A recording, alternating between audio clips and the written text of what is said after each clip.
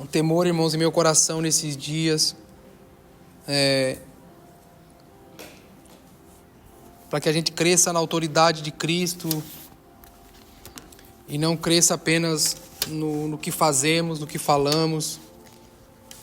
Há um temor em meu coração nesses dias para que sejamos movidos pela convicção da vontade, do plano do Senhor, e não apenas movidos pelos resultados ou pelas oportunidades, movidos pelas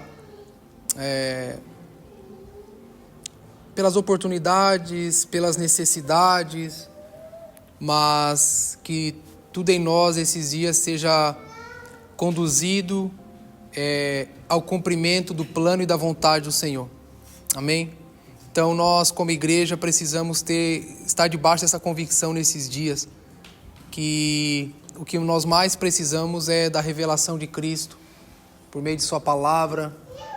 Precisamos dessa clareza de quem Jesus é. Eu sempre falo isso, que todas as não, né? Mas muitas das vezes que Jesus reaparece, né, aos discípulos, ou ele reaparece no meio do caminho. Foi assim com os discípulos no caminho do Emaús. Foi assim quando Paulo precisava talvez se defender diante de alguém, dos mestres, dos religiosos. Foi assim em Estevão, mediante a morte. A mensagem deles não era nada mais, nada menos do que olhar para o passado, para as histórias, né, para a palavra, para os profetas, para a Torá, e encontrar Jesus ali. Sempre foi sobre encontrar Jesus no que já estava escrito. Estevão, porque a perseguição contra eles era por isso, né? Por eles declararem sua fé em Jesus, né? Por declararem Jesus como o Filho de Deus, né? Como o Messias. Então, essa era a condenação sobre eles, né? E quando eles iam, a sua defesa, né? Quando eles iam se pronunciar, não era outra coisa a não ser mostrar que Cristo já estava presente, né? Desde sempre. Cristo já estava aqui, né? E eles vasculham a palavra, eles encontram Jesus desde a criação, encontram Jesus com Moisés, com Abraão, com Davi, nas profecias. Eles encontram Jesus a todo momento. E eu acho que o plano não mudou, né? O plano não mudou. Continua sendo sobre Cristo, continua sendo sobre Jesus, continua sendo sobre quem Ele é. Então toda a nossa busca, todo o nosso anseio precisa ser por encontrar Jesus, por conhecer a Cristo. Né? A gente vive dias onde a gente faz um contorcionismo teológico para encontrar formas de ganhar dinheiro, formas de prosperar. A gente faz um contorcionismo teológico para encontrar formas de prosperar por meio da palavra. Mas o dízimo é assim, é daquele jeito, é dado assim, tal dia. É um contorcionismo teológico para solucionar tantas coisas. Mas quando nós víamos a mensagem dos discípulos e dos apóstolos, era sobre Cristo, era sobre Jesus, era a vida de Jesus que já vinha desde a eternidade, desde a criação, era identificando Ele, né, para levar o povo a uma fé em Jesus, que é a base para a nossa salvação, é crer em Jesus, é a fé em Jesus, é o governo de Jesus. E nós mudamos um pouco essa dinâmica, infelizmente, né? Nós simpatizamos com Jesus e com a sua mensagem, a fim de usufruir das coisas boas que Ele fala, né? Daquilo que é conveniente, mas sem sermos governados por Ele. Isso é idolatria. Isso é a idolatria do próprio coração, né? É o ventre como o seu próprio Deus, que nos faz pegar um pouco daqui, um pouco dali, a fim de potencializar aquilo que nós somos. E não é sobre isso não é esse o trabalho que Jesus está promovendo. Jesus está edificando a igreja. Jesus está está preparando a noiva. E nós não podemos desviar desse foco. Não podemos mudar o nosso alvo, né, que é conhecer a Cristo. Eu fico fascinado nessa frase de Paulo. Ele diz: eu quero conhecer a Cristo, e ele diz: eu quero experimentar o poder que o ressuscitou. Uau, é muito forte isso. Ele não está falando sobre apenas ter acesso ao que Jesus fez, às histórias. Não é apenas ter acesso às histórias de Jesus, aos feitos do Senhor, mas ele fala sobre uma fé viva, eficaz, constante. Ele fala sobre a liderança do Espírito sobre a igreja. Ele fala de um evangelho que não é histórias do passado, mas é hoje, é vivo, continua. O cumprimento que Jesus disse: eu vou ao Pai, mas enviarei o Espírito. E quero experimentar o poder que o ressuscitou. E eu acho que foi isso que a igreja dos nossos dias negligenciou. Acho que nós negligenciamos a parte crucial, que é o que na verdade nos torna igreja, que é o que na verdade nos torna diferente de todas as outras coisas, das outras ideias, filosofias, é o derramar e a presença do Espírito. Por isso que estamos, acho que eu fui ver, são mais de 20 aulas já, que a gente está falando só sobre isso, sobre oração, sobre a oração coletiva, uma igreja que ora. E não sei se vocês perceberam, dentro de um ensinamento a respeito de oração, a gente está indo do começo ao fim da palavra, porque se a oração eficaz é orar a vontade de Deus, então a gente precisa conhecer a vontade do Senhor. Então a gente precisa ter uma clareza maior de quem Cristo é, de sua vontade, do seu plano, do seu propósito. Precisa ficar mais claro, Precisamos dessa revelação, o entendimento do que o Senhor está fazendo. E para que a gente se torne o que a igreja nasceu para ser, casa de Deus por meio do Espírito. Amém? Então, gente, a tendência e a tentação de sermos desviados a buscar uma outra forma de evangelho e cristianismo é muito grande. E é sedutora o tempo todo, todos os dias. Mas, por isso que eu tenho orado: Senhor, nos sustenta-nos sim. A gente pode falar assim hoje e amanhã, quem sabe voltar atrás. Então, sustenta-nos no sim. Eu tenho orado isso: Senhor, sustenta-nos enquanto perseveramos, nessa convicção. Por isso que Paulo diz: eu combati o bom combate, completei a carreira, mas ele finaliza do jeito certo, ele guardei a fé. Quanta gente a gente conhece no caminho que começou bem e terminou mal, Começou bem e terminou no desânimo, terminou nos equívocos ou mudou, enfim. No fim de tudo, o que precisa permanecer é a nossa convicção no Senhor e na sua vontade. Então não é só como essa igreja nasceu, mas é como nós devemos continuar e como nós devemos perseverar. Tem um jeito, tem uma forma de Deus fazer, tem um tempo, tem um modo, e é sobre ele que nós precisamos caminhar. Amém? Então vamos seguir hoje falando sobre isso, sobre uma igreja que precisa crescer em oração, uma igreja que precisa crescer na devoção, uma igreja cristãos, crentes que precisam voltar à prática da oração, da devoção, a contemplação, a meditação, crentes que precisam voltar à presença, porque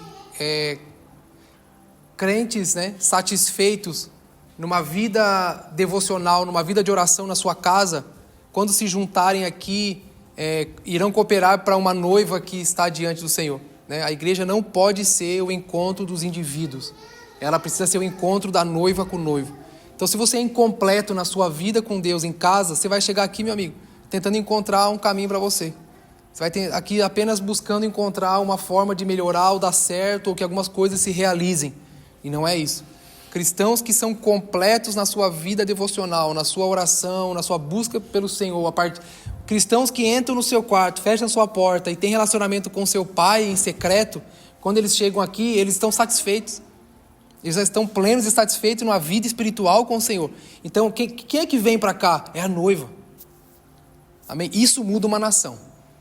Vir para cá incompleto pode mudar a minha vida e a sua, glória a Deus. Vai ser bom. Nossa vida vai mudar. Vamos encher de testemunho bom no culto de domingo para dizer que Deus é legal, que a igreja é boa, mas os cativos continuam presos.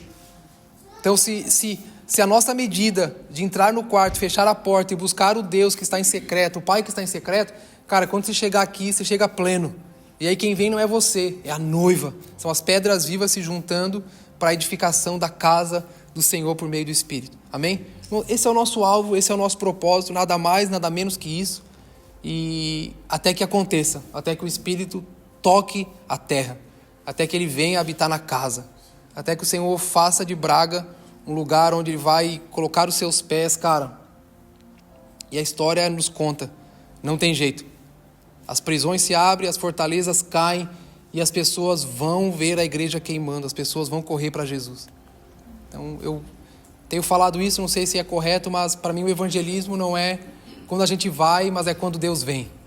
Se Ele vier, cara, não tem jeito. Não tem jeito. E esse é o nosso alvo. Então, por que estamos enfatizando, né, a oração, a busca? Porque, cara, encontre um lugar no Senhor. Encontre um lugar no Senhor, porque isso vai cooperar para a edificação de uma igreja como casa de Deus. Amém? Então vamos seguir aí na nossa linha de pensamento. Já falamos de tantas coisas, mas parece que é interminável. Algumas semanas atrás, eu acho que eu falei sobre alguns hábitos, né, que atrapalham na oração, principalmente a oração coletiva, que é mais a nossa ênfase, né? A oração coletiva. Demos várias dicas, né, bem simples, né? Cara, orar assim, não é eficaz para uma oração coletiva. Demos várias práticas, demos várias dicas, né? Hábitos, enfim, que às vezes atrapalham a movimentação coletiva, que tornam a oração coletiva ineficaz, enfadonha, enfim. E hoje eu queria continuar falando sobre isso, só que eu queria me aprofundar mais, não apenas em coisas práticas, não apenas em coisas... não em conselhos práticos de performance, de métodos, que eu acho que são importantes, mas eu queria falar sobre algo mais profundo. Por isso, se segura na cadeira aí hoje, amém? Aperta o cinto, porque hoje é mais embaixo o negócio. Então nós falamos como coisas práticas podem ser um empecilho, né? No desenvolvimento no desenvolvimento coletivo de oração. São coisas práticas, né? Que às vezes envolve, cara, às vezes a nossa personalidade, né? E Deus não quer anular isso, longe disso, não é isso que eu estou falando. Às vezes Deus fala uma coisa, mas tem a nossa personalidade misturada, né? Que é normal. Tem a cultura pela qual a gente foi criado ou foi discipulado. Enfim, tem tantas coisas que acabam sendo um filtro na hora de a gente funcionar, né? Fluir coletivamente. Então, eu não vejo que o Senhor queira fazer todo mundo igual, do mesmo jeito, né? Cada um fala de uma forma, cada um tem um jeito de expressar, uma gíria, enfim. Mas são coisas que podem ser corrigidas de forma prática. Mas tem coisas, cara, que são mais além, que são mais profundas. Tem coisas que têm a ver com caráter, tem coisas que têm a ver com o nascer de novo, tem coisas que têm a ver com o desenvolvimento da nova criatura, tem coisas a ver com pecado, tem coisas que têm a ver com imaturidade, né? E essas coisas aí, cara, são... Então, não só hoje, mas acho que nas próximas aulas eu quero enfatizar um pouco sobre isso. E você vai ver o quanto isso é bíblico e, principalmente, é mais prático do que a gente imagina. Amém? Então, vamos lá. Cara, você já percebeu como, às vezes, tanto na vida de oração individual, quanto na vida de oração coletiva, na movimentação coletiva, a gente passa por momentos de dificuldade para orar, né? A gente passa por momentos de... Parece que a oração não é eficaz. Ó, uma brisa suave. A gente passa por momentos que parece que a oração, é um momento de ter aquela inércia, né, na oração. Literalmente se fala assim, cara, parece que não está indo para lugar nenhum, né? Parece que não está afetando o céu, né? Parece que você sente aquela entrave, né? E eu acho que é um pouco sobre isso que eu quero falar. Não quero fechar essa doutrina e dizer, não, é por causa disso. Mas eu acho que é uma somatória de coisas, né? Mas o que eu quero falar hoje, eu acho que vai cooperar um pouco com isso. Amém? Então, são coisas que a gente percebe que parece que não há unção, né, no que está sendo feito, parece que não há unção no que está sendo falado. Ou às vezes, cara, nós estamos orando coletivamente, está fluindo, daqui a pouco levanta o irmãozinho para orar, nossa, parece que ele jogou um balde de água fria no ambiente, né?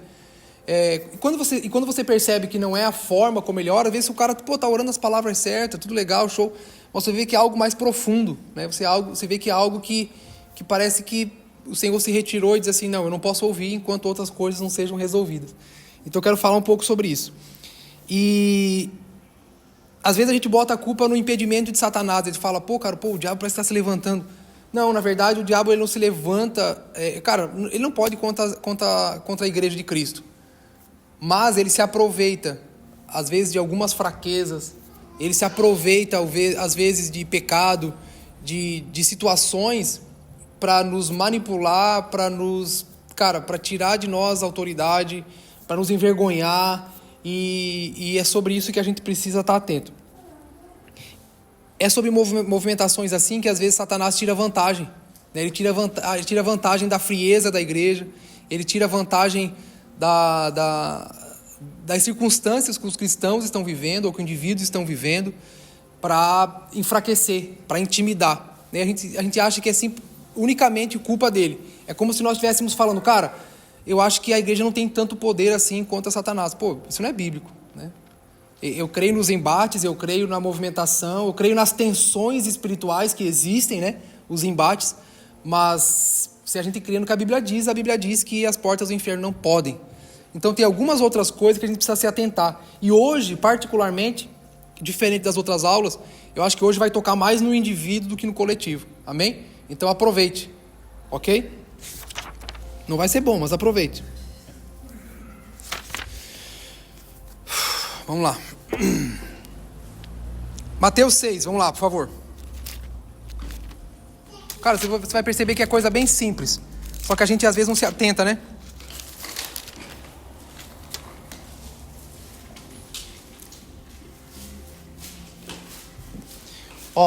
Presta atenção no que eu vou falar para vocês aqui.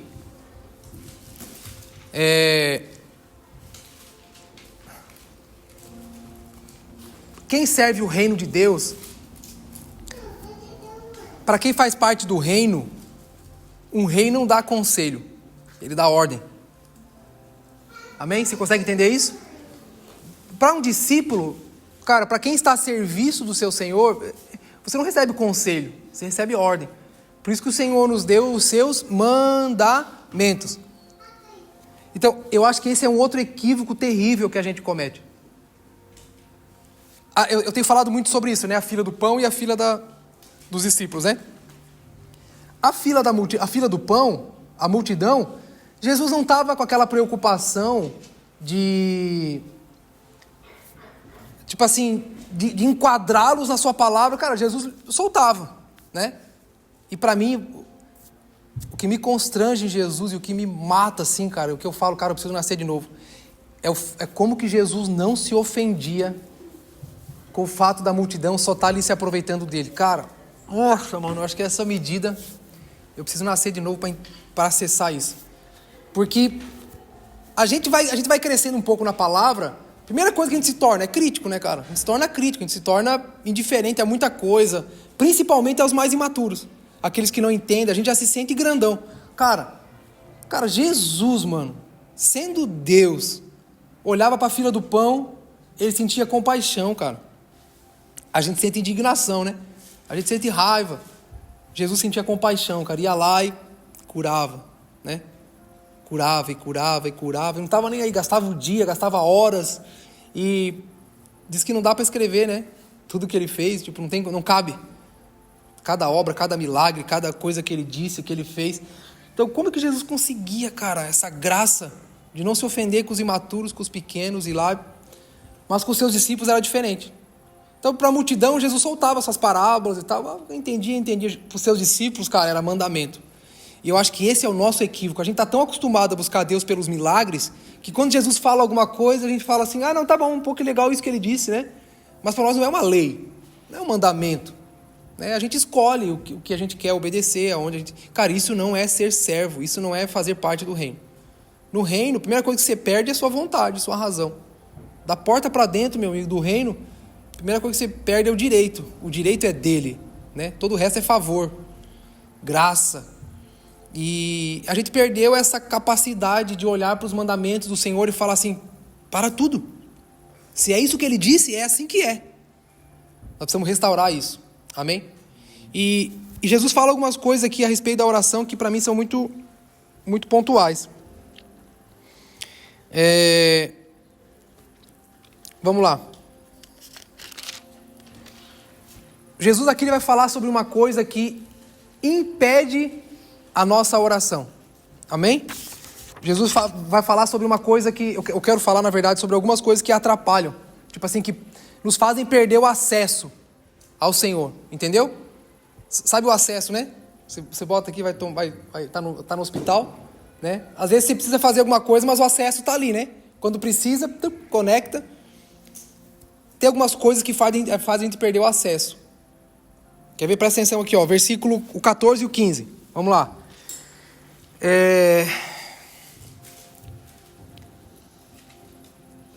Alguém lê para mim bem alto aí? 14 e o 15. Seu Pai Celestial os perdoará, se perdoarem aqueles que pecam contra vocês.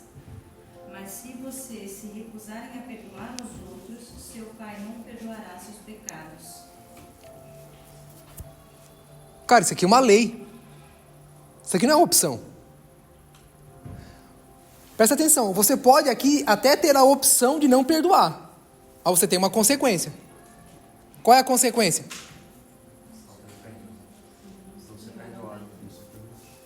Como é que você recebe perdão de alguém? Quando você pede, não é? Quando você confessa, reconhece, não é isso? Você chega diante da presença e você fala, cara, pô, estou arrependido, me perdoa. O que Jesus está falando aqui? A falta de perdão tem a ver com a ineficácia na nossa medida de relacionamento com Deus. A falta de perdão, ela tem a ver com a nossa ineficácia, com a nossa falta de autoridade. A nossa falta de perdão desautoriza a nossa movimentação de oração e relacionamento com Deus. Jesus está falando assim, cara, como é que você vem até mim pedindo perdão do que você fez se você não consegue perdoar o irmão que fez algo contra você? O que Jesus está falando aqui? O Pai não vai perdoar. Porque não reflete o caráter, entendeu? Não reflete o caráter do Senhor. É muito fácil a gente chegar aqui por meio de métodos e estratégias de oração que a gente possa adotar, chegar aqui e fazer muito bonito, a música ser legal, a oração ser bonita, eloquente, versículos bíblicos serem citados. Mas, cara, como a gente fala, né, no jargão, não passa nem do teto. Jesus está falando assim, cara, com que cara que vocês chegam para mim? Com que cara que você vem para mim, né, com as lágrimas, joelho dobrado, uma oração muito bem bonita. Você não reflete a minha glória. Você não reflete o meu caráter. Esse não é o caráter de Jesus? Perdoar? Esse não é o caráter de Jesus? Jesus está falando, cara, com que... Essa é a fila do pão.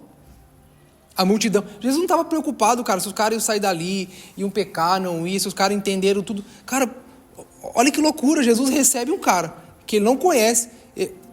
Conhece porque é Deus, né? Mas enfim...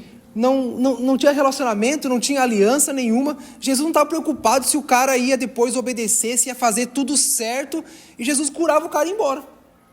Mas os discípulos, meu amigo, ele levava ali. Era peia. Todo dia, o dia todo, é ensino. Por quê? Por que com os discípulos Jesus fazia isso? Porque ao final da jornada, Jesus queria confiar uma coisa a eles. O reino, as chaves, a autoridade.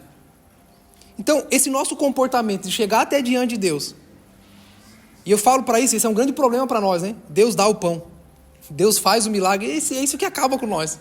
Porque a gente chega diante, chora, esperneia, o Senhor vai e abençoa, o Senhor faz o milagre, e a gente volta para viver a nossa velha vida, da velha forma, dizendo assim, cara, como Deus é bom, cara, olha como está dando certo. Então, essa é a fila da multidão. Eles vinham, vem como tá, não importa, e depois você vai embora Mas para a igreja é diferente. Para os discípulos é diferente. Para quem quer andar, para quem quer segui-lo, para quem é filho, para quem faz parte do reino, a medida é outra.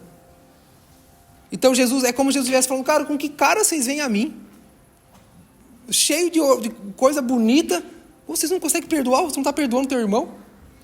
Teu coração está enraizado na amargura, Teu coração está enraizado no ressentimento. E você vem com que cara? Essa que é a igreja dos homens. A gente toca nas coisas naturais. Mas no que diz respeito às coisas sobrenaturais, a igreja não tem autoridade alguma. Cara, a falta de perdão torna a nossa oração ineficaz.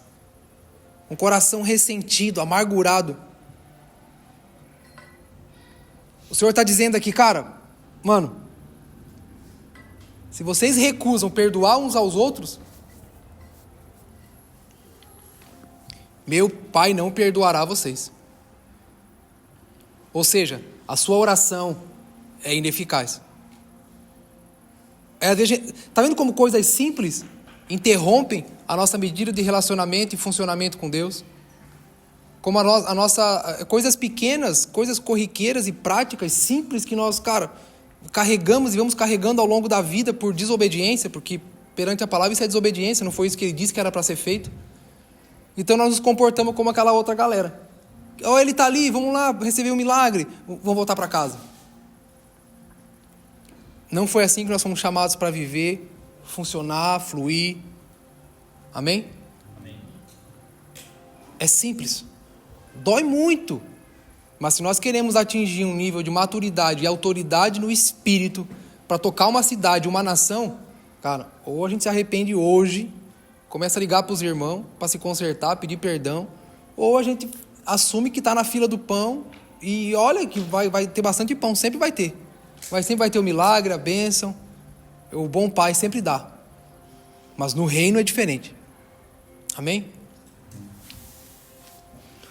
Cara, não importa o quão bom nós somos, o quão eloquente nós somos, intelectuais nós podemos ser, não importa quão assertivas sejam nossas palavras, não importa quão teológica seja a nossa mensagem, alguém que abriga em seu coração a falta de perdão tem as suas orações obstruídas. As nossas palavras perdem o sentido e todas as nossas palavras não afetam o céu. É como se o pai estivesse falando assim, cara, meu filho, beleza. Lembra aquela que Jesus fala, ó, vai, coloca a oferta do lado, né? Deixa a oferta aqui, vai, se conserta e depois vem fazer. É mais ou menos isso. O Senhor falou, meu filho, como é que você quer falar comigo de autoridade? Como é que você quer falar comigo de nação, de cidade? Como é que você quer falar comigo sobre libertar cativos? Se você está preso, aí você está preso. Já viu um preso libertar outro? O Senhor está falando, cara, se liberte. Se liberta. Se conserta. Vai lá. Perdoa. Esse é o caráter de Cristo. Não adianta a gente orar. Irmãos, a revelação de Cristo não é um passe de mágica. Dá-nos a revelação de Cristo. A revelação de Cristo ela é gradativa, mediante as nossas práticas de obediência. Se a revelação de Cristo fosse tão mística quanto a gente acha, então Jesus não falaria nada. Ele não ensinaria nada sobre ele. Ele iria falar, olha, clame pela revelação de Cristo e vocês vão ver tudo de uma vez só. Não. Jesus fala que a palavra diz que nós precisamos de uma revelação de Cristo, mas ele conta tudo sobre Jesus. Já parou para pensar?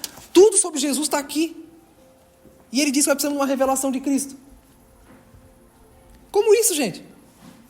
Tudo sobre Jesus não está aqui? Está na palavra ou não está? Sim. Então como é que a gente precisa de uma revelação de Cristo? Que tipo de revelação é essa que a gente está buscando? A gente não perdoa o irmão, mas Senhor, me revela Cristo. A revelação de Cristo vem pela obediência à palavra, ela é gradativa. A gente ouve e fala, uau, é claro, né? Quem nos empodera para isso é o Espírito, é Ele que convence, e é isso que estamos buscando edificar. Mas, cara, a revelação ela vai vindo por meio... Cara, quer experimentar Jesus? Perdoa o seu irmão. Cara, se dê um passo em crescimento na revelação de Cristo. Você está experimentando quem Jesus é. O problema é que a gente quer aquela coisa mística, um misticismo ineficaz que não leva a lugar nenhum. A gente fala bonito, é eloquente, entende de muitas coisas, mas não é prático. Né? Eu odeio meu irmão no coração, mas, Senhor, me dá uma revelação de Cristo. Quer uma revelação de Cristo? Obedeça o que já está escrito. E a cada obediência você vai ver, uau, Jesus é assim, uau, eu estou conhecendo a Cristo. Isso é experimentar de Cristo. Experimentar de Cristo é obedecer o que ele disse, é viver o que ele viveu. Aí você fala, agora eu entendi, uau. A gente cria um cristianismo, a gente está criando um evangelho para se desviar de todo problema, dificuldade, afronta. Como é que a gente vai experimentar de Cristo? Se a gente quer viver um evangelho sem problemas, sem dificuldades, só com 1000 maravilhas, prosperidade, está tudo dando bem, como é que vai experimentar de Cristo? No mundo tereis aflições, parece um castigo de Deus, né, por causa do pecado, do jardim. Não, cara, é para experimentar de Cristo. Por isso que Paulo diz a Timóteo, olha, não se envergonhe do meu testemunho de Cristo. Uau!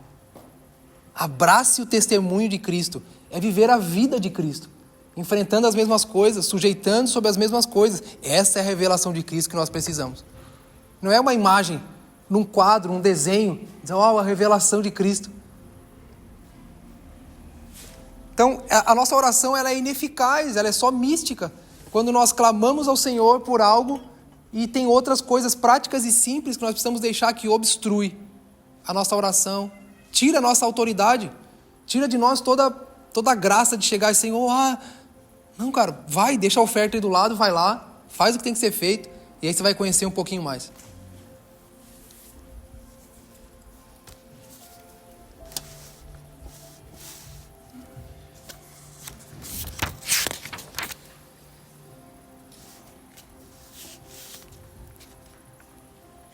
Até puxando um pouco disso,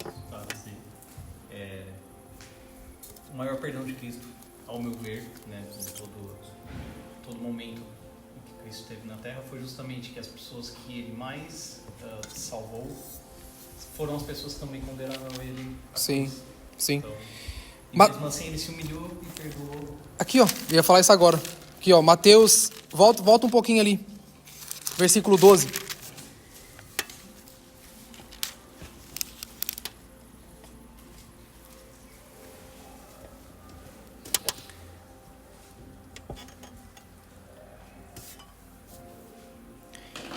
Versículo 12, alguém lê para mim, bem alto. Perdoa as nossas dívidas, assim como perdoamos aos nossos devedores. Cara, o perdão é tão importante no desenvolvimento da igreja e no relacionamento com Deus, que Jesus usa o perdão, aquilo que nós chamamos a oração modelo, né? Tá vendo a importância do perdão? Cara, a oração do Pai Nosso vem falando sobre o governo de Deus, amém? Vem falando sobre o governo, sobre alguém que obrigado, uma igreja que se sujeita, é um povo que está se sujeitando ao governo, à autoridade, alguém que está, um grupo de pessoas que está trabalhando para construir na terra um lugar onde Deus cumpre sua vontade do mesmo jeito que cumpre no céu, e no meio disso tudo ele usa o perdão. Você entende, irmãos, a gravidade, a importância que o perdão tem no desenvolvimento e no relacionamento com Deus? Jesus começa falando na oração do Pai Nosso sobre o governo de Deus. Aí ele introduz o perdão dentro, dizendo assim, vocês querem cumprir a vontade de Deus? Vocês querem fazer parte desse reino? Vocês querem fazer parte desse lugar onde a vontade do Senhor é plenamente feita? O perdão está incluso nesse pacote. Dentro desse pacote, vocês têm que viver a prática do perdão. Amém?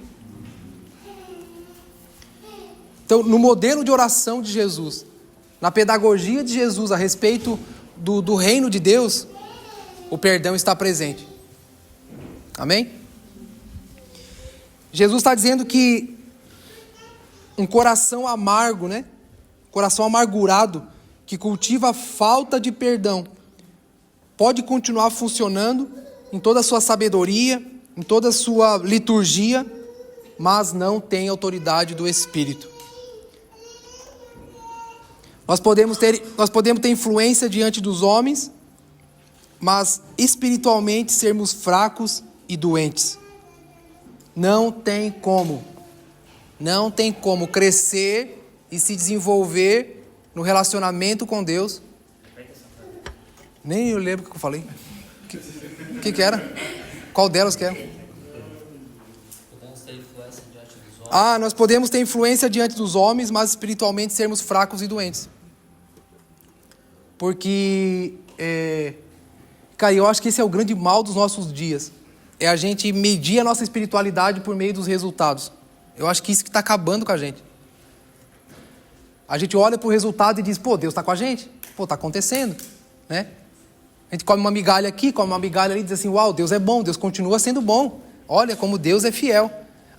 A fidelidade... Cara, olha que nível nós chegamos, que a fidelidade de Deus para conosco está nos resultados que nós alcançamos.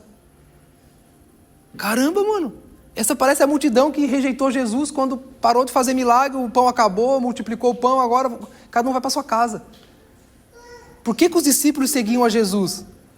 Para onde iremos se só tu tens as palavras de vida eterna? Deus não precisa provar nada. Quem precisa provar são os ídolos, os reis pagãos, os deuses, outros deuses, que precisam de convencer o homem. A nossa fé, irmãos, não é baseada em coisas, é no que não se vê. Então, olha que nível nós chegamos. A gente come as migalhas que caem da mesa e fala, cara, Deus continua sendo bom. Olha como Deus é bom, tá vendo? Por quê? Não, porque aconteceu isso. Olha o que aconteceu hoje, irmãos. Não, Deus é bom, cara, olha o que Ele fez.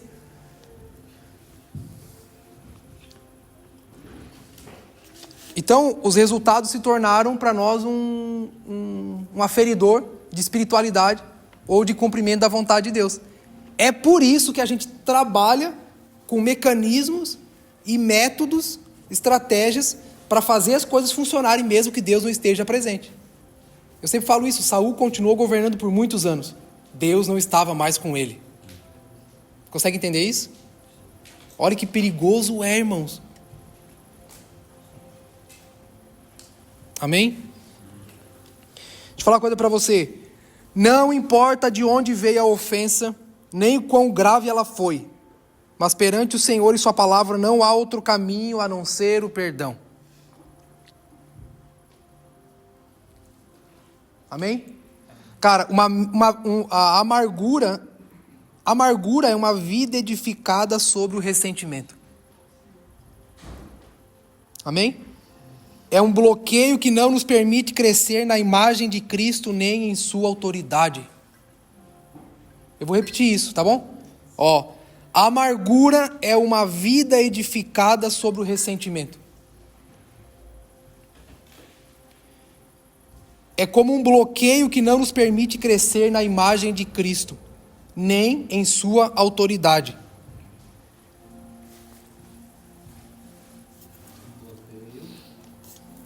É como um bloqueio que não nos permite crescer na imagem de Cristo, nem em sua autoridade. A amargura é uma vida edificada sobre o ressentimento. É como um bloqueio que não nos permite crescer na imagem de Cristo, nem em sua autoridade.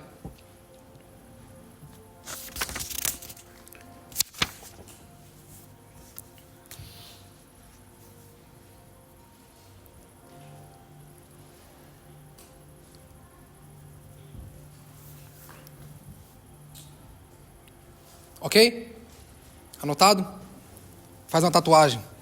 Liga pro Santana. Tatua.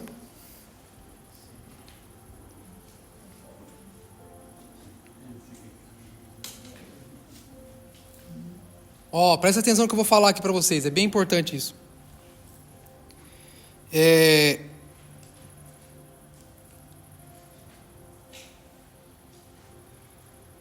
Por quê? Porque Jesus pegava tanto no pé dos discípulos, no bom sentido, né? Por que o discipulado para com os discípulos era muito mais efetivo do que com a multidão? Eu vou responder isso. Mas pensa um pouquinho. Por que Jesus era tão enfático com os discípulos? Por que para os discípulos ele explicava as parábolas, né? Ô mestre, o que o senhor quis dizer com aquilo, né? Senhor, o senhor falou isso, mas não faz sentido. Por que o senhor quis dizer isso? Né? Cheio de perguntas.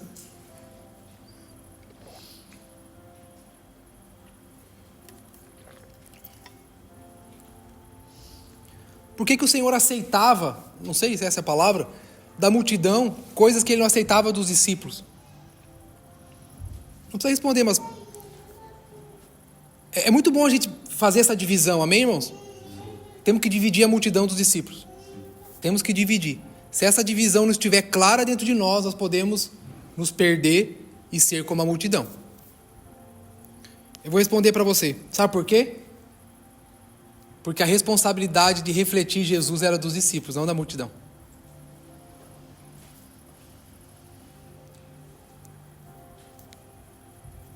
A responsabilidade de refletir Jesus é da igreja, não do mundo. É por isso que Jesus falou. É como se Jesus estivesse falando para ele, cara, daqui uns anos, vai chegar um tempo aí, já, que eu vou confiar a vocês as chaves, eu vou confiar a vocês a autoridade. Ó, tá chegando a hora. Daqui a alguns anos, daqui a algumas semanas, daqui a alguns meses, tá chegando a hora que eu vou confiar a vocês o meu nome. Presta atenção nisso. Eu vou confiar a vocês o meu nome. Então vocês não podem revelar o meu nome e minha imagem de qualquer jeito. Como que vocês vão falar de quem eu sou se vocês não perdoarem uns aos outros? Se vocês não perdoam uns aos outros, não é meu nome que vocês falam. Vocês estão pregando outro Deus. Vocês estão pregando a teologia de vocês mesmos.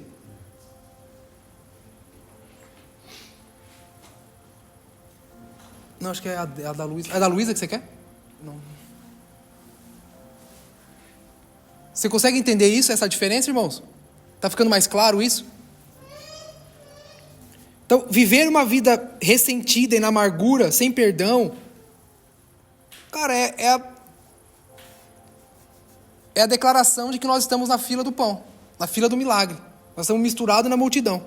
Existe alguma semelhança, ou talvez também mais uma separação entre criatura, filho, multidão e discípulos? É, porque tem o texto que fala que os filhos de Deus são aqueles que são guiados pelo Espírito, né? Eu não lembro onde é que está... Eu não lembro... Romanos, né? Romanos diz que filhos de Deus são aqueles que são guiados pelo Espírito. Se ele já caracteriza filhos guiados pelo Espírito, ele está dizendo que a criatura é outra coisa, né?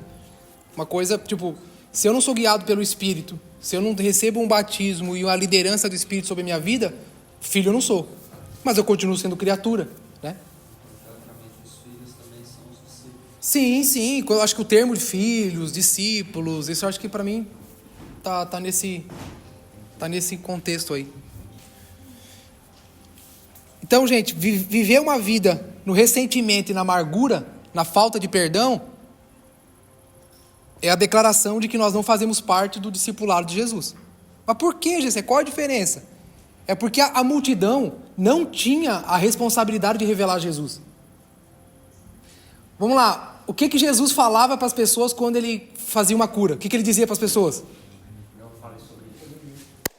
Não fala para ninguém. Jesus não deu a responsabilidade de revelar quem ele era para a multidão. A responsabilidade era dos discípulos. Jesus não fazia o milagre, falava assim, curou o coxo. Agora vem cá, eu quero ficar 3 dias com você aqui no quarto, porque eu vou te ensinar agora. Não, cara. Mas para os discípulos ele fazia isso. Porque eram os discípulos que futuramente iriam falar em seu nome. Iriam revelar. Os discípulos tinham a responsabilidade de ir sem direito. Eles não tinham direito de ficar ressentido, de não perdoar, de não amar, de não praticar o caráter de Cristo, cara. Essa é a diferença. A multidão não precisa revelar Jesus. A multidão só come das migalhas, só fica comendo do pão. Os discípulos não. Os discípulos têm que refletir o caráter de Cristo. O que a gente estava falando naquele dia, isso é porque se as pessoas fossem falar do que ele estava fazendo, ia revelar aquele Cristo, o que ele podia fazer pelas pessoas. E muito mais do que Cristo querer revelar isso, ele queria revelar quem ele era. É isso. Por meio dos discípulos. Não era só o que ele podia fazer, mas a identidade dele. Para a multidão ele era o cara que fazia milagres. Para os discípulos ele era a vida eterna. Tá vendo a diferença? Então Jesus estava preparando os discípulos para mais à frente falar em seu nome. Jesus estava preparando os discípulos para mais à frente ele falar assim, pega a chave, pega a autoridade aqui, ó. Então como é que alguém vai falar em nome do Senhor se não perdoa? Como é que alguém vai falar? Cara, aí não adianta, a nossa oração é ineficaz. A nossa oração É palavra jogada ao vento. É só uma metodologia. Por isso que a igreja enfraqueceu na vida de oração. Por quê? Porque é mais fácil tocar os sentimentos e emoções das pessoas numa reunião, num culto, onde tem um telão, a fumaça, uma música legal, né? Uma palavra de motivação para aquela semana. É muito mais fácil do que na oração construir um lugar de maturidade, autoridade e desenvolvimento. Amém? Faz sentido?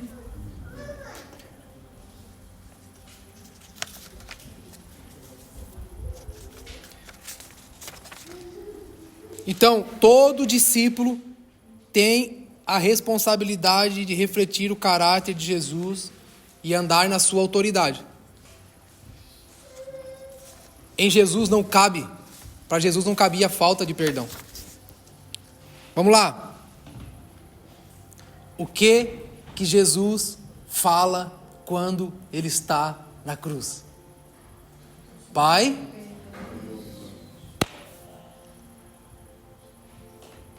cara, essa declaração pública de Jesus, e pela graça do Espírito, isso estar anotado, escrito e à disposição do mundo inteiro, é uma sentença para nós como igreja.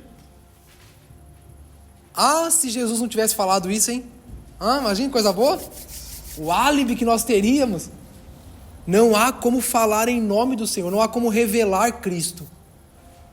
Não há como ser pequenos cristos, não há como ser imitadores de Cristo, se o perdão não estiver incluso nesse pacote.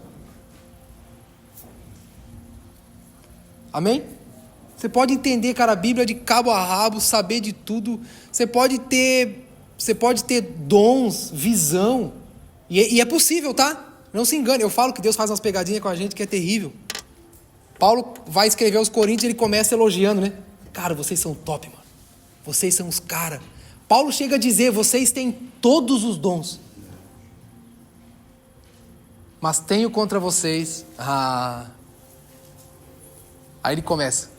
Fala mal um do outro, não se perdoa, se odeia, há discussão, Cara, olha que engano terrível. Você pode profetizar, ter visões. Você pode ser tipo o Doutor Estranho, assim, abrir um portal entre céu e terra, você pode ver anjo. Você pode, esse é o problema, pode. Mas no final, Cristo não foi revelado. Cara, isso não é evangelho. Isso não é evangelho.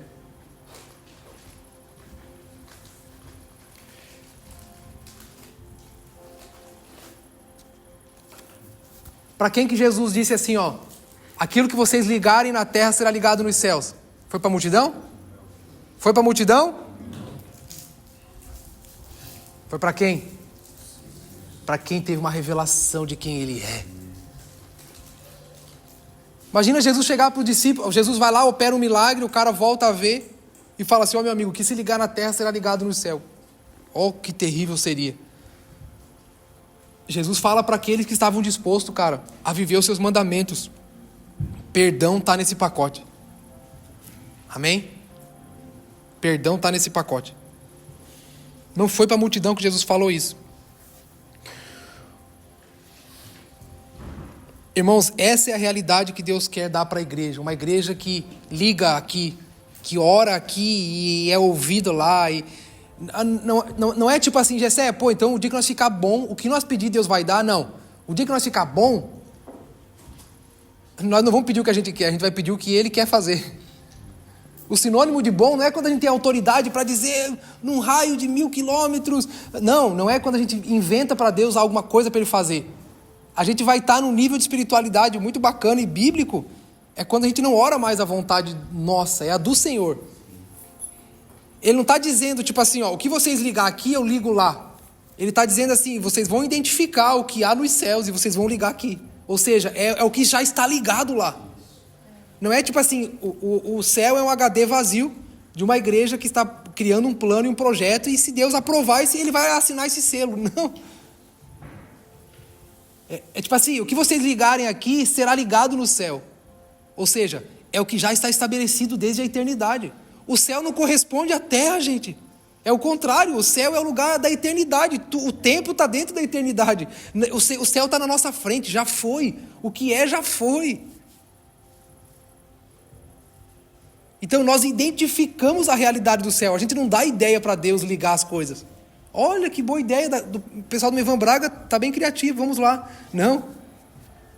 Então é a autoridade que vem pela renúncia. A gente vai estar tão vazio de nós mesmos que nós vamos olhar para o céu e vamos dizer assim, Senhor, é isso que nós queremos, faz aqui, ao céu, brau, carimba. Aí que dá autoridade e poder, cara. Amém? Perdão está nesse pacote.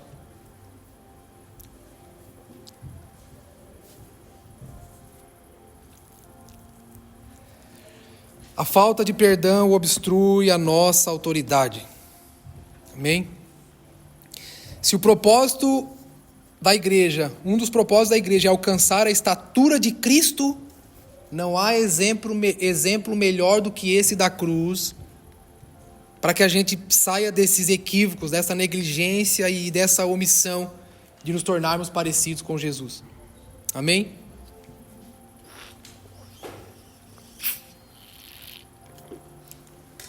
Paulo não disse que é até que cheguemos à estatura de Cristo? É ou não é? O perdão está nesse pacote. Quando Jesus, cara, olha que loucura. Jesus olha para os romanos ali, Jesus olha para os soldados, Jesus olha para os fariseus, olha para aquela multidão toda, e diante dos céus, meu amigo, e da terra, Jesus assim, perdoa eles. Sabe o que Jesus está dizendo para nós? Não há álibi para que vocês não perdoem seus inimigos, seus opositores. Mano, por que Jesus falou isso bem no finalzinho, né? Aquela brincadeira, podia ter morrido sem essa, né? Tipo assim, porque Jesus ele vem sofrendo uma perseguição gradativa, né? O ápice é aquilo ali, o ápice é a morte, né? É cuspir na cara, é açoitar. E aí Jesus, no leito, ele fala assim... Eu acho que, às vezes eu vou viajando demais, né? Mas parece que Jesus está falando para nós, né? Gente, perdoa eles. Vocês vão sofrer as mesmas coisas que eu. Perdoem eles. Esse pai perdoa eles é um pedido para nós também. Assim, perdoem eles.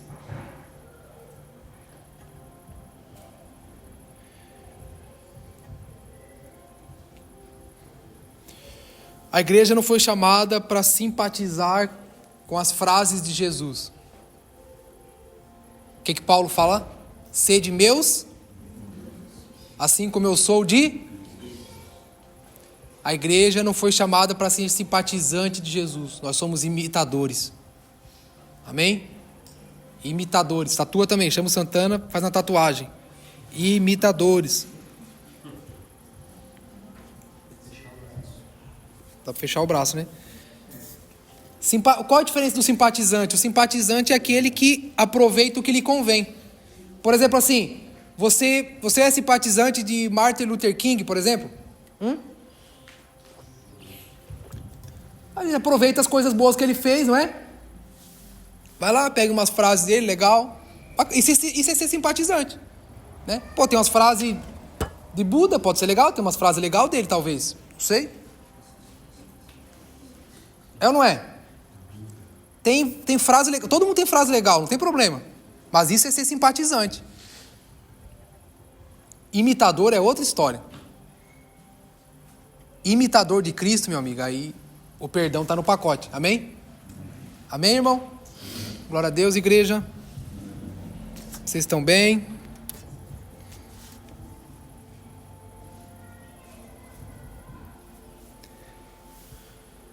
Vamos lá.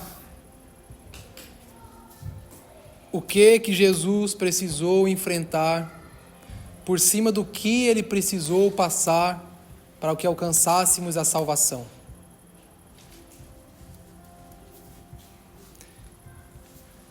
Jesus passou, cara, por cima da ofensa. Jesus passou por cima dos seus direitos. Jesus passou por cima dos seus direitos. Imagina, cara, para que fôssemos alcançados, Jesus teve que engolir a ofensa.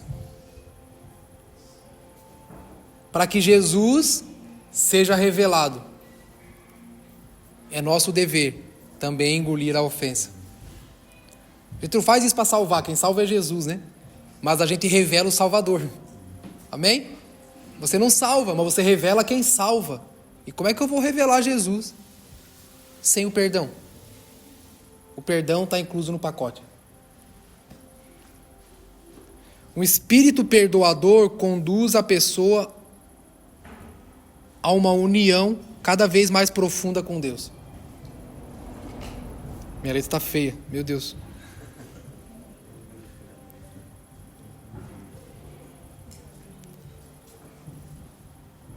Amém?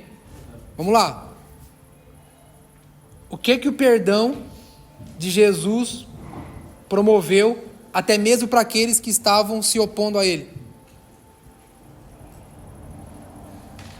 Irmãos, aqueles caras que estavam ali na frente, vendo Jesus ser crucificado, vocês acham que, tipo assim, não haveria chance de perdão para eles? De salvação? Quem somos nós, né? Para julgar, acusar. Então, Jesus estava morrendo, inclusive, para aqueles que estavam ali o crucificando. Inclusive, ele também perdoou o que estava ao lado dele sendo crucificado. Exatamente. Inclusive o ladrão da cruz. É interessante também que aqueles caras ali não se arrependeram, pelo menos não na hora. Talvez era o Senhor não impondo esse pecado sobre ele. Eu acho que essa é uma autoridade que a gente possa ter também. Bom, a pessoa me ofende, mas eu não imponho esse pecado sobre ela. O Senhor não impõe esse pecado sobre ela porque eu já perdoei. Você acha que isso é certo? Repete, por favor. Tipo assim, a pessoa me ofende, mas ela não se arrepende. Mas eu, com Jesus, eu falo, Senhor, não impõe esse pecado. Sim, é isso. Tipo assim, aquela pessoa não vai mais ser julgada por aquele pecado porque eu já não impus. Claro, imagina Jesus falando assim, eu perdoo todo mundo, mas esses aqui não. Né? Tipo, Jesus fecha a casa para os caras. Tipo, não há chance, né? Não há... Esse é o papel da igreja, irmão. A gente não salva, mas a gente revela quem salva. E para revelar Jesus, o perdão está incluso no pacote. Então, o espírito perdoador dá acesso, né, conduz a pessoa a uma união cada vez mais profunda com Deus. Eu não estou falando só de quem você vai perdoar, eu estou falando de nós mesmos. Perdoar, né, alguém disposto a viver sobre esse espírito de perdão, de compaixão, esse espírito perdoador, isso nos dá acesso a cada vez mais uma comunhão mais profunda com Deus. O contrário disso é uma obstrução no relacionamento pleno com Deus. Como é que eu vou dizer, Senhor, eu quero muito me relacionar com você, mas assim, algumas coisas que você diz eu não estou de acordo. Não há relacionamento. Isso não é intimidade. Quem faz isso é mediante a conveniência, um contrato de trabalho, alguma coisa, né, que, tipo assim, só é negócio, não é intimidade. Na intimidade, não. Então, viver um espírito perdoador é desfrutar de uma intimidade maior com o Senhor. É ser conduzido a uma experiência da revelação de Cristo muito mais profunda. Irmãos, a falta de perdão obstrui esse canal de autoridade e relacionamento com Deus.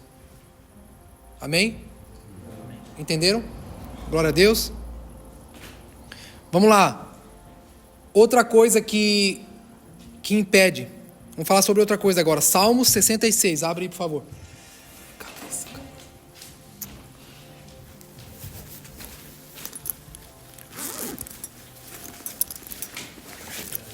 Essa medida de perdão, eu vejo até mesmo, eu estou lendo a Bíblia, por mais que seja quadrinhos, ela mostra que praticamente Deus, mesmo antes de Jesus, ele perdoa o povo dele o tempo todo, principalmente com Moisés. Sim. Eles estão sempre a fazer o que vai contra o que Deus pede, mas mesmo assim Deus está a perdoá-los a todos os momentos.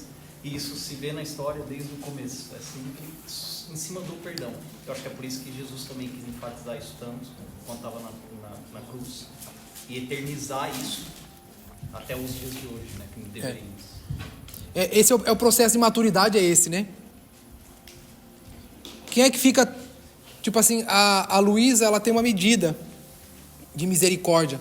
Não que com o Joaquim seja diferente, Mas o ensino e a expectativa para o Joaquim é diferente por causa da idade. Você espera um nível de maturidade maior, né? Tem coisas que a Heloísa vai lá, desculpa, perdão, você releva. Tem coisa, Joaquim, mas de novo, né? Tipo assim, filho, erra coisa nova, né? Isso aí não é mais para sua idade, isso não é mais para você. Então, o Senhor quer nos tirar dessa medida de viver das migalhas para encarnar quem Ele é. Tipo assim, mudando a igreja de lado. Porque a igreja não foi assentada no lugar onde a gente come das migalhas. A igreja foi assentada com Ele nas regiões celestiais. Ou seja, nós refletimos, é a mensagem de João 17, né? Quando vocês forem um, o mundo me conhecerá, haverá revelação de quem eu sou ao mundo. Então o Senhor está nos colocando num patamar de responsabilidade em revelar quem Ele é.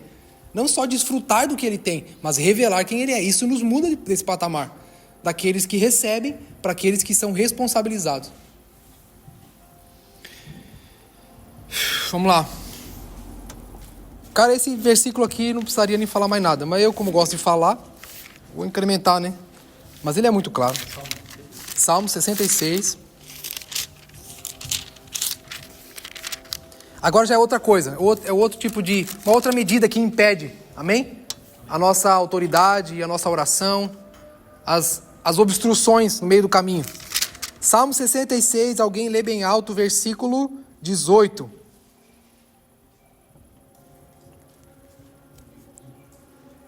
Se eu tivesse guardado o pecado no coração, o Senhor não me teria ouvido. Pronto. Quer mais explicativo do que esse versículo? Nem precisa explicar, né? Esse é autoexplicativo. É ou não é? Alguém tem dúvida? Alguém pode me responder o que qual outra coisa que obstrui a nossa oração mediante ao Senhor? Vaidade. Pecado não confessado.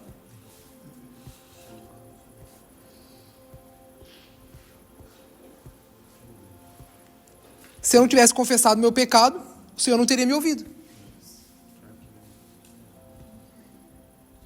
A minha versão fala vaidade. Mas não. Tá vendo, gente, como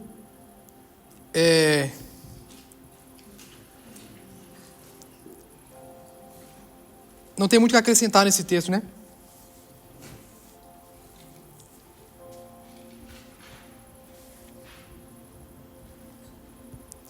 Isso aí cabe uma meditação, não cabe?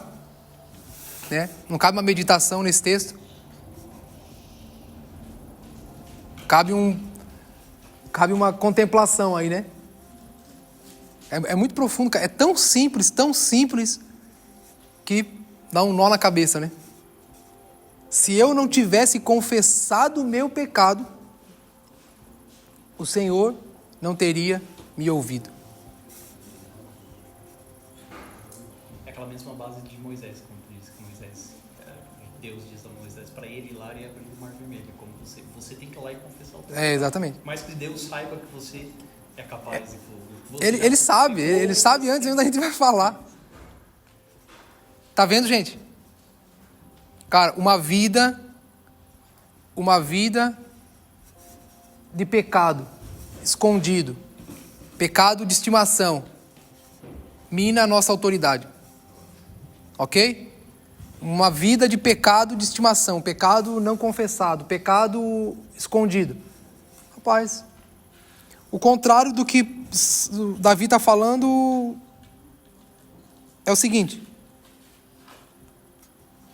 não dá para chegar diante de Deus com todos os meus cânticos, meus salmos e minha sabedoria, se em primeiro lugar eu não demonstrar minha humilhação, arrependimento e sujeição ao Senhor. Isso é religiosidade. Religiosidade é botar panos quentes em cima de todas as coisas que precisam ser transformadas e colocar a capa na frente, a máscara, a maquiagem. É uma canção bonita, uma mensagem bonita, boas benfeitorias.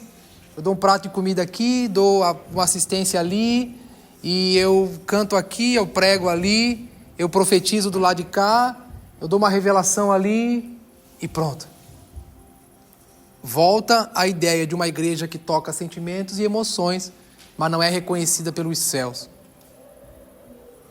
Não liga, não liga nada. O que é uma igreja, se é que é sentimentos e emoções? Não liga na terra e não liga no céu. Tipo, só tem autoridade aqui. Que aí eu nem chamo de autoridade, talvez seja manipulação, né? Talvez seja uma forma de manipular a massa, de conduzir, falando que todo mundo gosta de ouvir, você conduz, né? Para lá, para cá, para a direita, para a esquerda, para frente, para trás, por todo lado. Você vai, né, conduzindo. Mas não liga no céu. Não liga nada, não reconhece. É o Senhor dizendo, meu filho, para com essa... É muito misticismo, está muito mirabolante.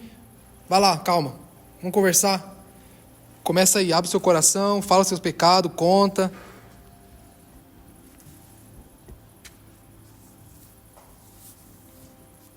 José, só uma coisa que é interessante quando a gente vê 2 Crônicas 7,14, né? O se humilhar vem antes do orar, né? Então liga a isso também, né? Muito bom. Vamos anotar aqui.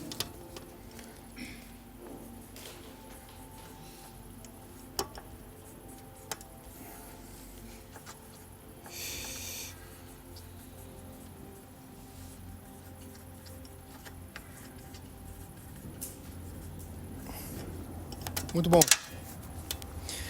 Deixa eu fazer o link de 2 textos aqui. Salmo 24, 3 e 4. Todo mundo conhece. Alguém pode ler aí? Salmo 24, 3 e 4. Bem rapidinho.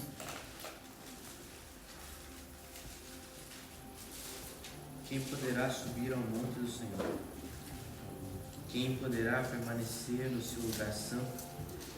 Aquele que tem mãos limpas e coração puro, que não recorre aos ídolos, nem jura por Deus falso. Beleza. Só pode subir, ou seja, fala de acesso, amém? Fala de autoridade, amém?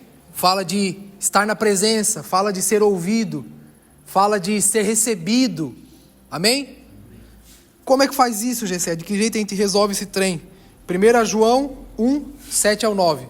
Alguém lê, por favor. 1 João 1, do 7 ao 9.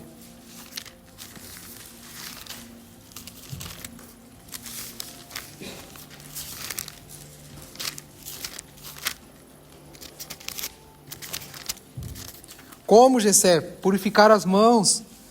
Como limpar as mãos, como purificar o coração. Como é que faz? Que lugar é esse? Qual é essa prática? 1 João 1, do 7 ao 9. Se, no entanto, andarmos na luz como Ele está na luz, temos plena comunhão uns com os outros e o sangue de Jesus, seu Filho, nos purifica de todo pecado. Se declararmos que não temos pecado algum, enganamos-nos a nós mesmos e a verdade não está em nós. Se confessarmos os nossos pecados, Ele é fiel e justo para nos perdoar todos os pecados e nos purificar de qualquer injustiça. Como lavar as mãos e purificar o coração? Como lavar as mãos e purificar o coração?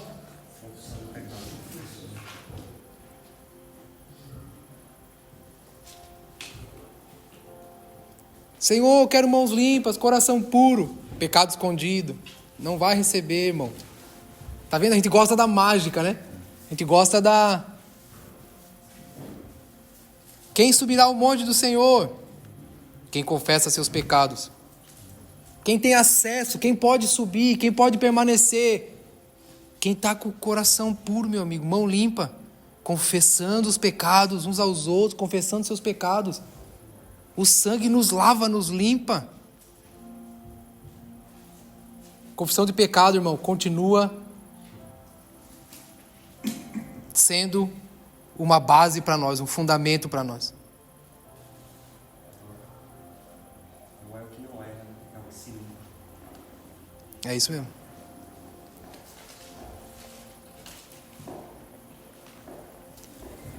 Pecado confessado, irmãos. Ah, Gessé, mas não é o Senhor não fez isso na cruz.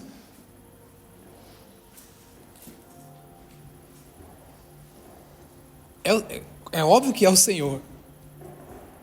É claro que é o Senhor. Mas se eu não tivesse confessado o meu pecado, o Senhor não teria me ouvido. Como ser limpo e lavado pelo Senhor por seu sangue sem que não haja arrependimento? Não é isso que Jesus pregava a respeito do Evangelho, a respeito da salvação? É o arrependimento dos pecados, é a fé no Senhor, é a fé que Ele é o Filho de Deus. Então o pecado confessado nos aproxima da presença, nos faz subir ao monte do Senhor. Cara, a gente pode permanecer horas, dias, semanas e meses em práticas e liturgias. Cara, basta que um homem com mãos limpas e coração puro, dobre os seus joelhos e feche seus olhos, ele está diante da presença. Não é o quão bom eu sou, é o quão arrependido eu sou. Não é o quanto minhas práticas me habilitam diante dos homens, mas é o quanto o coração quebrantado. O que o Senhor disse? Misericórdia quero, não sacrifício. O Senhor não quer sacrifício. Se fosse isso, eu daria. Se fosse 1000 carneiros, 1000 cabeças de boi, eu daria. O que o Senhor não rejeita? Coração contrito e quebrantado. Pecado não confessado continua sendo, irmãos, uma obstrução à presença, uma obstrução a um lugar de autoridade.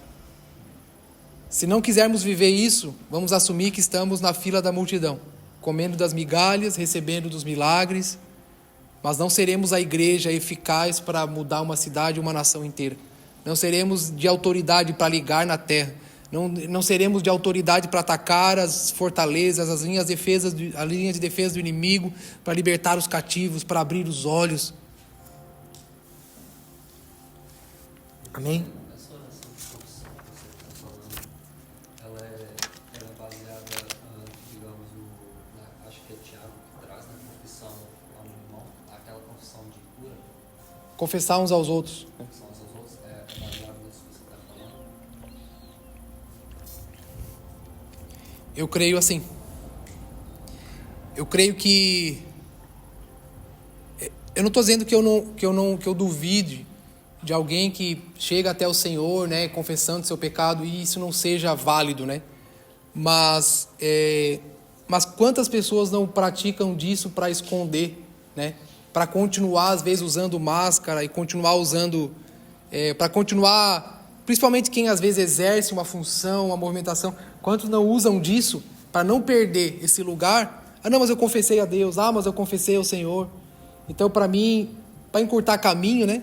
Para não perder as dúvidas, para não ter dúvida, cara, eu creio no poder da confissão de pecado uns aos outros. Isso é uma coisa... É uma coisa que entre nós nem precisaríamos estar falando, na verdade, né? Mas acho que nós estamos voltando nela porque isso é mais do que... tem essa medida, né? Para sermos curados, sermos perdoados, beleza. Mas falando no que diz respeito a coletivamente, né? A igreja, cara... O salmista está dizendo que não há nem conexão, tipo assim, o Senhor não está disposto nem a nos ouvir. Se não houver pelo menos a humildade e o reconhecimento, a sujeição de dizer, Senhor, pequei. É olhar para o meu irmão e falar, cara, vem cá. Cara, me ajuda aí, pequei. Pequei, cara. Me ajuda. A oração de Neemias, é a oração de Neemias quando ele fala que nossos pais pecaram, nós pecamos. Sim. Daniel, Esdras, enfim, Neemias, né? Acho que Neemias também. Essa oração é aquela coisa, você orando por um pecado que não é seu, né? Mas nos colocando nessa... Essa, para mim, é a ênfase da igreja, é coletiva, né? Então, a prática, né? Você como indivíduo precisa praticar isso, mas nós como igreja, juntos, cara, precisamos acessar essa medida do quanto nós nos afastamos da presença, dos mandamentos, da vontade, do funcionamento da vida da igreja, para poder dizer ao Senhor, cara, Senhor, nós pecamos. Senhor, nós negligenciamos. Perdoa o nosso pecado, a nossa idolatria, nosso distanciamento do Senhor.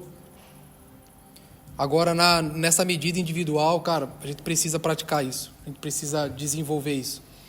Amém? Se não quiser, Só não adianta a gente perder tempo querendo autoridade, porque isso nos desabilita. Amém?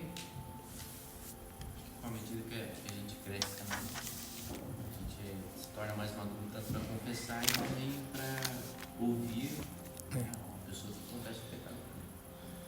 A pessoa pode vir confessar o pecado para mim, eu me ofender e não olhar mais para aquela pessoa da mesma maneira. Não confesse seu pecado para imaturo, não confesse seu pecado para fofoqueiro, e muito menos não tente dar, né? Tipo assim, para não me envergonhar, vou escolher aquele irmão que quase nunca vem na igreja, vou lá confessar, pago um lanche para ele, a gente fica, bota, né? Por favor, né, gente? Pelo amor de Deus. Nem para imaturo, nem para fofoqueiro, e muito menos para quem não vai poder te exigir, né? Desenvolvimento, quem não vai te esticar. Amém?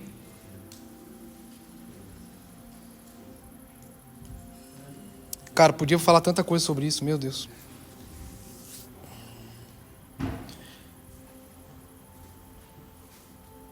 Cara, a capacidade e a autoridade da igreja, se a gente, um dia que a gente entender isso verdadeiramente, né? Cara, uma das coisas que mais ofendia os mestres da lei era Jesus perdoar o pecado dos outros, cara. Mano, isso deixava os caras endemoniados, mano. Os caras ficavam loucos. Jesus, para quem esse cara pensa que é para perdoar pecado? Mano, nós somos ou não somos o corpo de Cristo? Olha o nível de autoridade que o Senhor confiou a nós. Ou olha a postura ao qual deveríamos ter nos posicionado e alcançado. Então, se nós temos nós temos essa autoridade. Nós temos essa... por isso que precisamos trabalhar para edificar uma igreja bíblica e saudável. Amém? Por isso você precisa desenvolver sua vida por meio da comunhão, por meio da unidade, por meio de tudo aquilo que o Senhor está fazendo na sua igreja, a fim de que ali seja o lugar onde a vida flui, a bênção flui. Amém? É aquela coisa, sem mim nada podeis fazer. É os ramos entrelaçados na videira. Entendeu? É nós entrelaçados uns dos outros. É nós juntos uns dos outros. Servindo uns aos outros. Perdoando uns aos outros. Confessando uns aos outros. Amém? Porque estamos nele. E por meio dele, cara, nós podemos fazer muitas coisas. Amém? Essa é a igreja que Cristo está desenvolvendo. Essa é a igreja bíblica. Essa é a igreja dos últimos dias. Essa é a igreja que João viu. Essa é a noiva que João viu. Amém? Precisamos, cara, esticar nossa medida. Vamos nos desenvolver nisso no Senhor. Deixa eu correr aqui. Você lembra de Josué 7? A derrota do povo de Israel, o deserto de Israel depois de Jericó. Lembra do pecado de Acã? O Senhor disse que não deveriam pegar nem os esporos, não levar nada. Ele vai lá, junta um monte de coisa, né? Coisas valiosas, ouro, prata, e leva para sua tenda, esconde, e desobedecendo o que o Senhor disse que deveria, né? Depois ele vai lá e mente ainda, e você vê que todo o povo paga o preço por isso, né? Toda a congregação paga o preço por isso.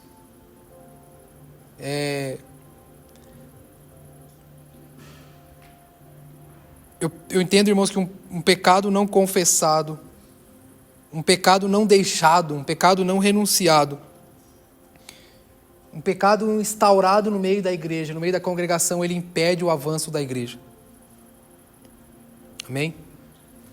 Se nós entendêssemos que nós somos parte edificadora da igreja, nós correríamos confessar nossos pecados uns aos outros, porque podemos estar atrapalhando a edificação da casa do Senhor. Isso eu não falo da multidão, eu falo dos discípulos. Eu não falo de quem frequenta, eu falo de quem está comprometido, de quem é pedra viva. Não os observadores, quem é pedra viva na edificação. Se nós entendêssemos realmente a nossa importância e nosso nível de responsabilidade e autoridade na igreja, nós correríamos confessar nossos pecados, para que não seja um dano coletivo, para que não seja um atraso coletivo. Irmãos, por que nós estamos buscando promover ambientes da liderança e da presença do Espírito Santo de Deus, a fim de que todos sejam tocados, a fim de que todos sejam constrangidos e convencidos pelo Espírito, a fim de que ninguém precise, irmão, cara, não espere, cara, que o Espírito venha expor você, se exponha. Amém? Não espere o Espírito expor você, se exponha, é muito mais maduro. Amém? Não espere o Espírito ter que, não faça, né, como Acã, né? Esconda, aí tenta dar aquele jeitinho, mente. Não, se exponha. Você é parte edificadora. Amém?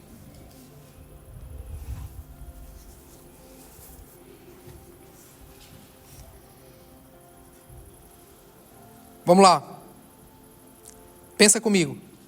Israel tinha o melhor exército? Israel tinha o maior exército? Israel tinha Deus, cara. Quando o pecado foi instaurado no meio do povo, quem é que sai? São as armas? São as espadas que eles perdem? O que eles perdem? Deus, perde a presença. E o que acontece? Eles se tornam como qualquer um outro exército. E aí, meu amigo, sem Deus, eles precisariam de uma capacidade bélica absurda. Sem Deus, eles precisariam de tanques de guerra. Eles precisariam de muita coisa. Mas com Deus, eles não precisavam de nada. Lembra de Sansão? Nós falamos aqui há uns dias atrás. Sansão disse assim: me tire a consagração e eu me torno como qualquer um outro homem. Uau! Tira Deus do exército de Israel. Leva pau, meu amigo. Levaram o pau. Sai correndo de ré. Envergonhado. Por quê? Porque Deus não havia consagração. Tira o espírito da igreja. Eu não vou nem dizer que a gente se torna como os outros, porque os outros são, se for humanamente falando, são muito melhor que nós, mais organizados, tem mais dinheiro, recurso, funcionamento. Tira o espírito da igreja. Nós vamos ter que filosofar, irmão. Tira o espírito da igreja, nós vamos ter que filosofar. Nós vamos ter que mudar a mensagem. Tira a consagração da igreja. Instaura o pecado no meio da igreja. Nós vamos ter que usar da tecnologia, da pirotecnia, do recurso, do poder de manipulação, influência, para ver se a gente faz alguma coisa. Por que eles perderam? Porque perderam a consagração. Os caras acabam de ganhar uma guerra sem arma, só dando volta. Porque Deus estava com eles. E agora você pega nas armas, vamos para cima, e perde. É a consagração, cara, é Deus, é a presença no meio do povo. Essa é a nossa realidade de hoje. Perdemos a consagração. Então estamos como Sansão, cara. Servimos de entretenimento para o mundo. Servimos de distração para o mundo. Né? Servimos de chacota. Servimos apenas de malabarismo. Somos mais um. É só mais uma religião, é mais uma filosofia.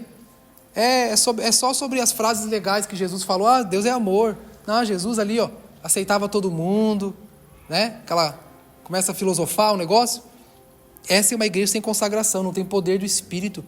Se nós entendêssemos a nossa medida de importância, de relevância na edificação do corpo, nós correríamos confessar nossos pecados uns aos outros. Sansão respondeu 3 vezes para isso. A Bíblia vai falar que Sansão respondeu 3 vezes o pecado dos seus pais. Aí ele perdeu a consagração.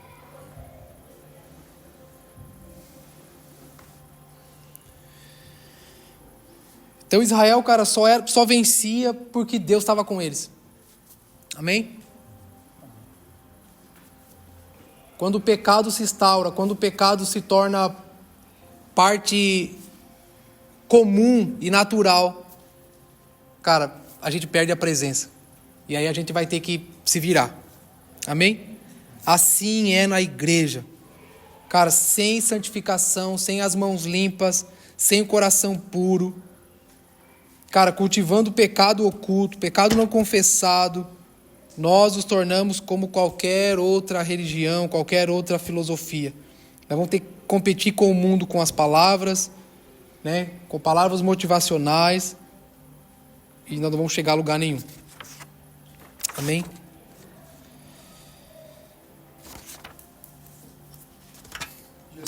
Acho legal também nessa questão do confessar o pecado, porque assim, a gente tem autoridade no que a gente vence, né? É igual, vamos dizer, alguém que está em batalha com alguma coisa, sei lá, com pornografia, vamos dizer, mas é solteiro. Eu posso ajudar o cara que é casado, porque eu não venci quando era solteiro, infelizmente.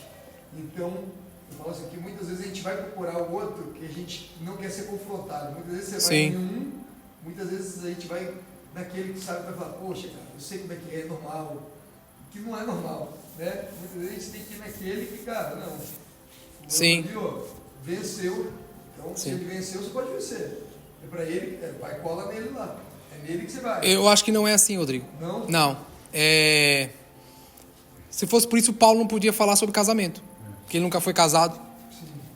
Paulo é um cara que mais fala sobre casamento na palavra. E nós seguimos os conselhos de Paulo, um homem que não foi casado. Então, essa dinâmica, eu acho que ela é muito... eu não digo que ela não funcione ou que ela não sirva. É claro que o próprio Jesus intercede por nós diante do Pai. Cara, ele teve as mesmas tentações que nós. Ele conhece, ele sabe o que nós passamos, as nossas dores. Ele que intercede diante de nós. Então, é uma verdade, mas não completa. Eu acho que sim. Um homem que venceu sobre algo, ele tem autoridade sobre aquilo. Mas a nossa referência sempre vai ser a palavra.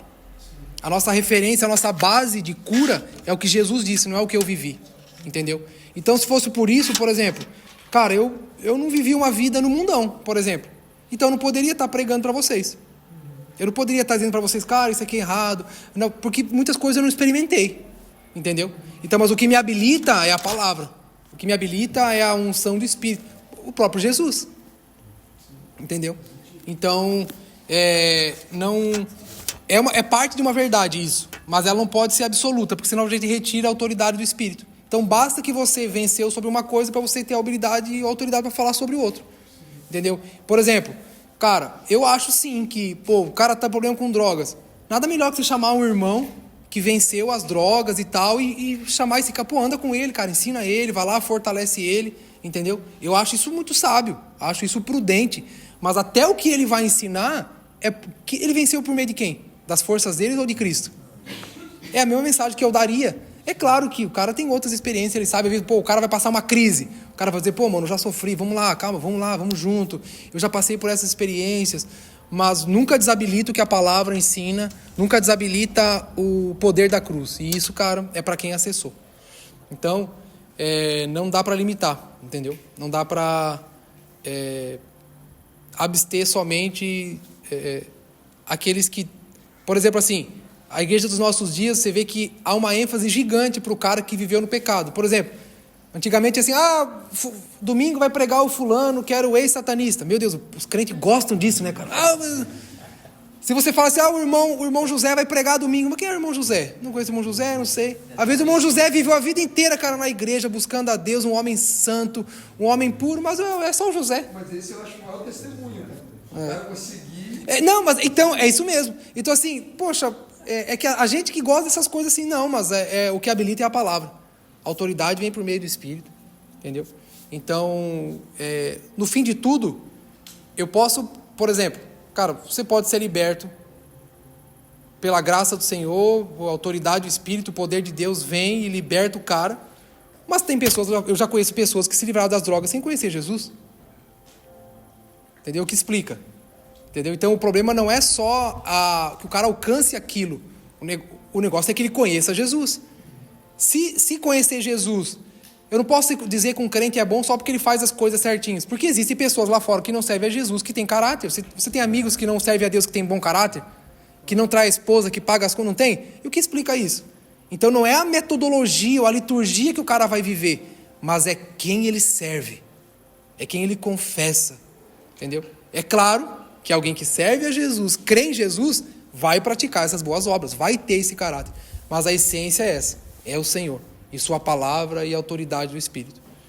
Então, a gente tem que esticar essa medida um pouco além, entendeu? Mas é isso, gente. Semana que vem a gente continua. Amém? Percebeu que... Já vai dar dentro. Vocês perceberam que naquelas outras aulas nós falamos sobre algumas questões práticas? E não é mais fácil, né? Não é mais fácil eu dizer, gente, cara, quando for orar, ora desse jeito, né? Pô, ora assim, né? Cuidado quando você for falar desse jeito, não ora, né? Não pregue quando está orando, né? Não pregue para Deus quando está orando. São coisas práticas que a gente ajusta.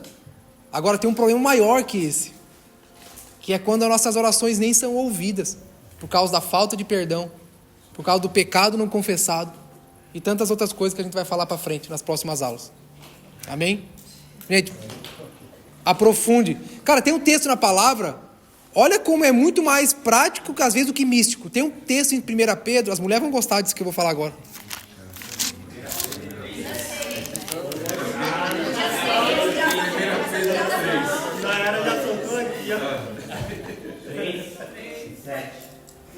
Ah, sabe decora, hein, Luiz? Cara, todo mundo conhece já, sim? Não precisa nem falar, vou falar. Tem um texto na palavra que diz que o marido que não serve sua esposa, que não serve sua casa, que não se envolve na vida do dia a dia da sua casa, as suas orações não são ouvidas. As suas orações são interrompidas. É isso aí, ó. É cara, aquela figurinha da pia cheia. Mano. Aí o cara tá falando em línguas, vendo anjo. Cara, eu vi um anjo essa noite. A pia tá cheia, mano. E aí? Cara, não sou eu, é a palavra. Anota aí, 1 Pedro 3,7. Leia, maridão. Tatua. Chama o Santana, tatua lá, 1 Pedro 3,7. Tava aberto já, né?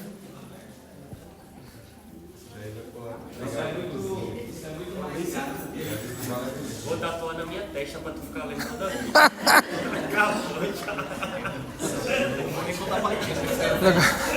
Alguém conta pra Letícia lá, alguém liga pra... Ei, olha aqui, presta atenção. Gente, olha pra mim. Tá escrito na Bíblia, tá? É desse jeito, não é interpretação, tá bom? Isso não é interpretação do grego, nem do aramaico. Está escrito dessa forma. Olha o que a palavra está dizendo. A oração é interrompida. Gente, existem obstáculos para a oração da igreja, que são coisas que a gente precisa se arrepender e viver. Então, o nosso misticismo não funciona de nada se a nossa vida não for de santidade e de obediência aos mandamentos do Senhor. Amém?